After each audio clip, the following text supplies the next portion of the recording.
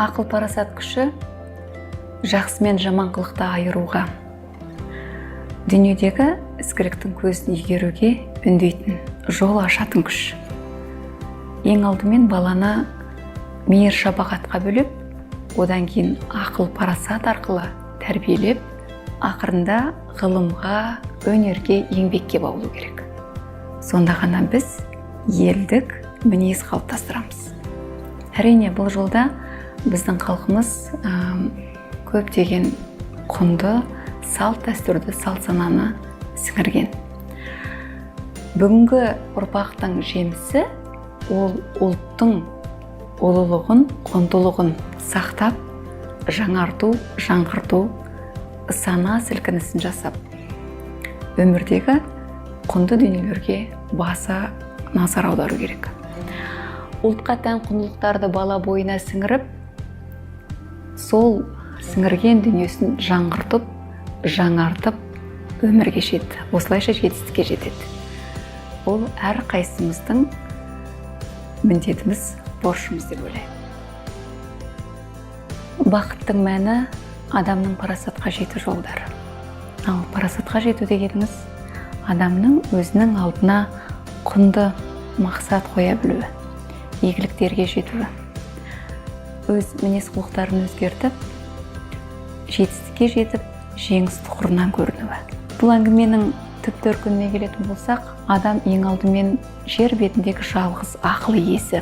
Әрине, табиғат бар, жан-жануар, құстар, олардың да өз тілі, өз үні бар. Оларға да ақыл берілген. Бірақ өмірдің жеті кереметін сезінуді, яғни көру, есту, қуану, сену, сезу және түйсіну сияқты ізгілікті адам баласына берген.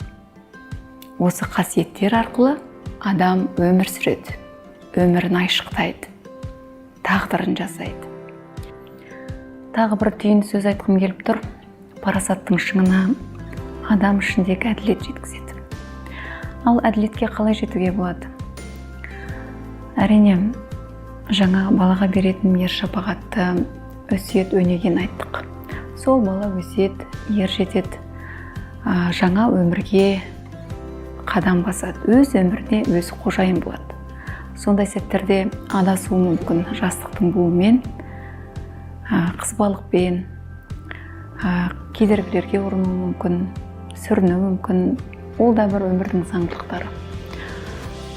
Ақ пен қараның айқасы секілді, қызықшылық пен кедергілердің арасындағы алмастыратын, айқастыратын сәттер болады. Сондай сәттерде сол адамға не көмектеседі? Үйдегі тәрбие, үлкендердің сіңірген өсиеті, өнегесі, сонымен қатар кітаптан оқығаны бар, осы жасқа дейін жинап тергені, білгені көмекке келеді. Әрине, ақылы. Соңғы түйін парасат, прогресс, көзқарас. Парасатқа жету жолын біртіндеп түсіндіруге тырыстым. Адамның саналы ғұмыр кешуі ол үлкен идеология.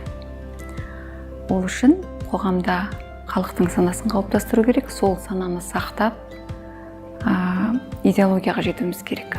Идеология дегеніміздің өзі өзіміздің салт сана құндылықтарымызды сақтау, сенімді болу, алға ұмтылу және мәдениетті болу.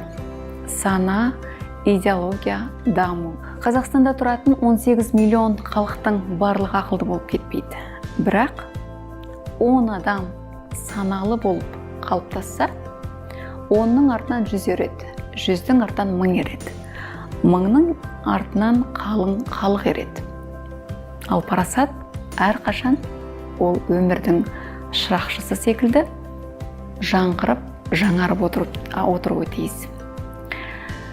Осылайша қоғам қалыптасады, ал бүгінгі қоғамның қалыптасуы әрбір көкірегінде көзі бар, көзінде оты бар, озық ойлы жастардың бағыты, бағдары болуға тиісті.